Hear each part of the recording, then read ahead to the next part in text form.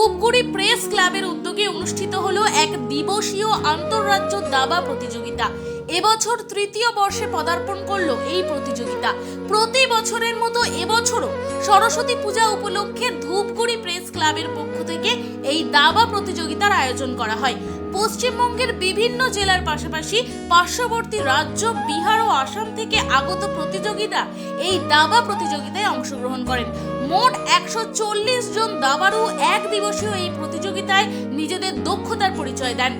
আন্তঃরাজ্য এই দাবা প্রতিযোগিতার আনুষ্ঠানিক উদ্বোধন করেন বিশিষ্ট দাবা খেলোয়াড় দিলীপ কুমার মিত্র এবং ডক্টর তপন কুমার ঘোষ।